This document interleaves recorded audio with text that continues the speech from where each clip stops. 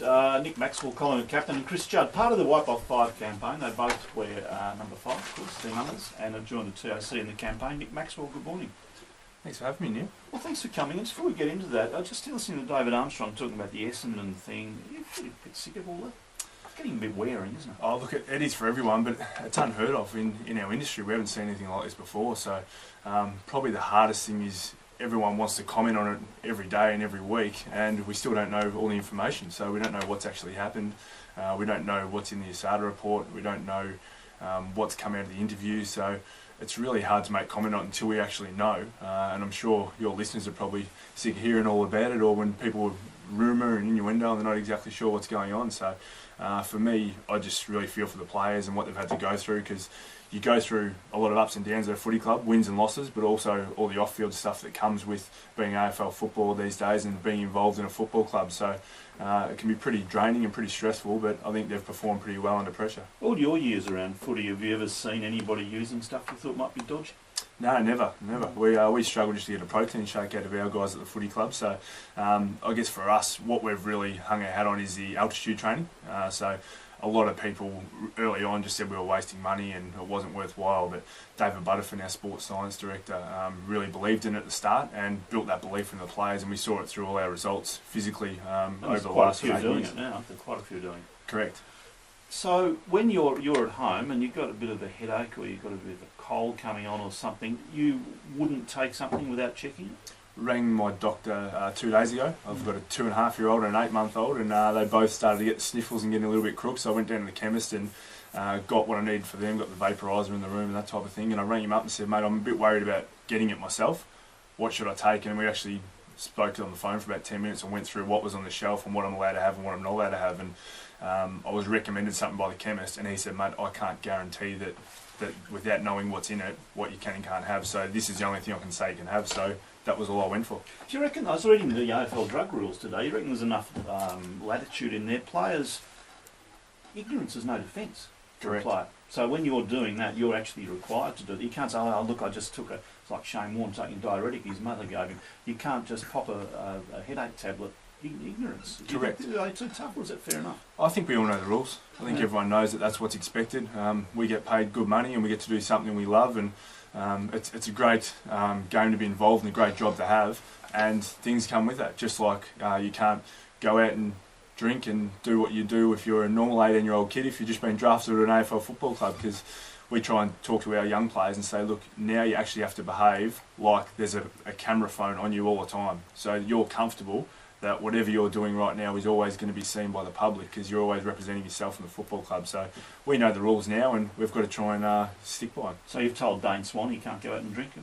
No, I've told Dane Swan that he's got to be smart about what he does and how he behaves, and I think that Dane, he's grown as well over the last few years, and he's been really good as well. Sport's under a bit of a cloud, isn't it? I mean, when you've got match fixing in cricket, we've got all this drug mess around AFL and NRL. Drugs and prohibited substances, performance-enhancing substances. We've got issues around cricket. I was talking to Adam Scott this week. It seems golf is the only sport that seems above question at the moment. The putter, the broomstick. Oh, the broomstick's a good point. Yeah, and he said the only thing that help you be beat a block is standing over the putt. Yeah. But it's a bit sad, isn't it? That sport, which should be this shining example of decency and ethics, has become so competitive. I think because there's so much money in sport now, and there's so much money put in by sponsorship, there's so much media coverage, so people are always trying to win, aren't they? They're always trying to find that edge to make sure they're in front, and I guess that means that at times people are going to push the rules, and we've seen that overnight with the DRS stuff and the rumours that have come out with that. So the silicon on the outside of the bat, I mean, at this stage it's only rumours, but we don't know how far that's gone. That's very true.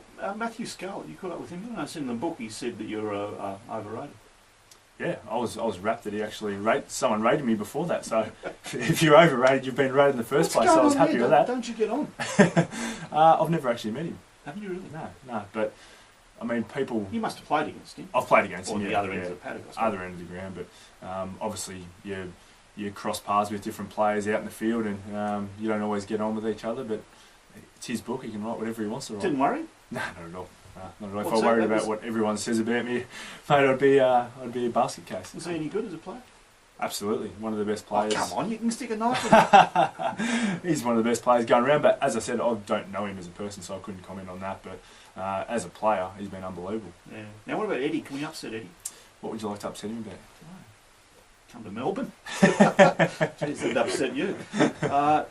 The Harry O thing, and I've talked to Harry a few times over the years. Is he doing all right now? He is, yeah. He's in the best headspace he's been in for a long time, and Harry Harry was feral on the weekend the way he was running around. he was great, wasn't he? Yeah, he was. We actually voted him our players' player so best player who represented the values for our team the way he went about it, and he lived with me for the first 2 years that he came to the footy club. So very close with him. He's very close with my kids as well. We have dinner the night for every game. So obviously I know what he's been through and the battles he's been through, and they haven't finished. They're going to be ongoing for the rest of his life. But he's in a great space at the moment. Oh, that's good. That's good. And he and Bucks are talking now. They're very close. Yeah, Oh, come on. They are very close. I promise you. And they always have been, haven't they? They have been. Everyone has arguments and fights every now and then in any industry. Yeah, but one of the things I like about football in particular, and it might be the nature of football more than other sports, is you have a disagreement. It's usually up front. You deal with it. You know, if you have a blue with Bucks or Harry or whoever, the possible exception Darren Jolly is too big, but if you have a blue with any of people, it's up front, head to head, and you deal with it, and then hopefully move on. And that's what happens with the really strong, cultured football clubs. You have those blues and you move on straight away.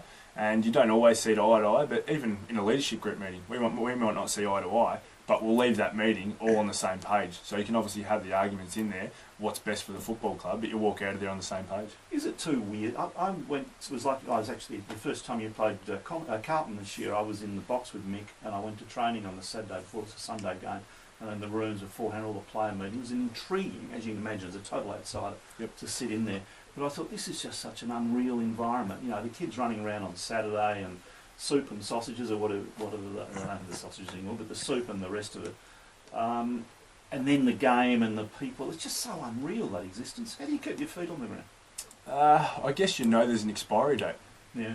So you know that it's going to finish at some point. So you can do radio for a lot longer than you can be a footballer.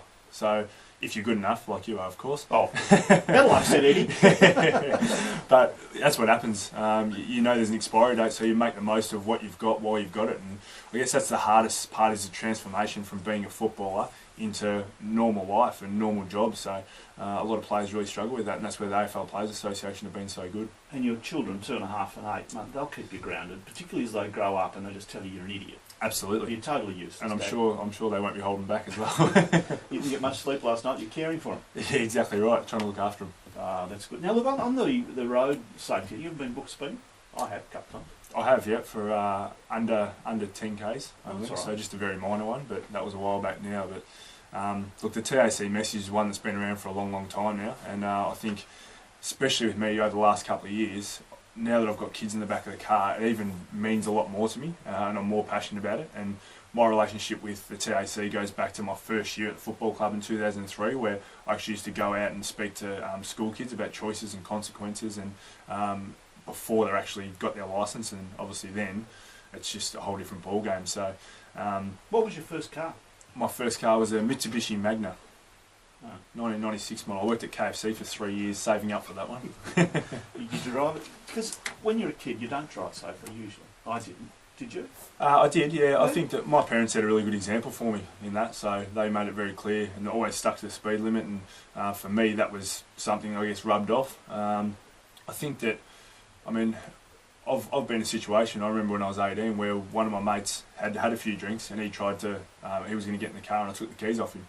And we had a big argument and didn't speak to each other for a couple of days. But I think that you need to be able to stand up to different people. And I think that this new TAC message that we're sending out, the Wipe Off 5 campaign, is very different to, I guess, the shop campaigns of the past. It's one where we want the community involved and we want the community to really take it on board. And that's why we've got the $5,000 prizes, so at wipeoff5.com.au. And I'm sure you and your listeners will push that through the community and through families out there, because people can obviously get a financial contribution by winning the money, but more than anything, I think if the community really own this message, then we're going to get a better result, because I mean 100 people die per year on average from speed-related injuries.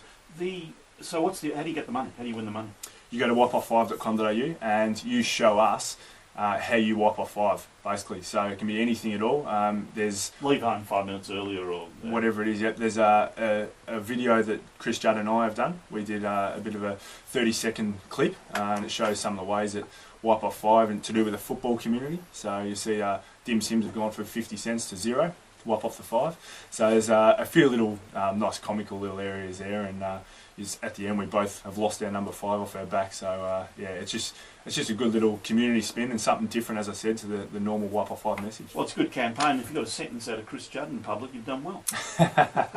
No, Jody had a lot to say, and he's very passionate, and I think that more than anything, people go, oh, you're both number 5, that's why you're involved, but it's both because we've got kids now, yeah. and we're pretty passionate about it, so yeah, we're enjoying working with TAC. Well, thanks very much for coming in. All the best for the rest of the season. Premiership favourites? I'd love it, mate. Who is? Who is? Hawthorn have won the most games. They're on top of the ladder, so they deserve to be. You can beat. Absolutely. We're playing next week, so we've got to try and get over Sydney first. Cool. Jeez, have a good couple of weeks. Thanks for coming in. Congratulations. Nick Maxwell, Collingwood captain. Wipe off 5. Have a good website.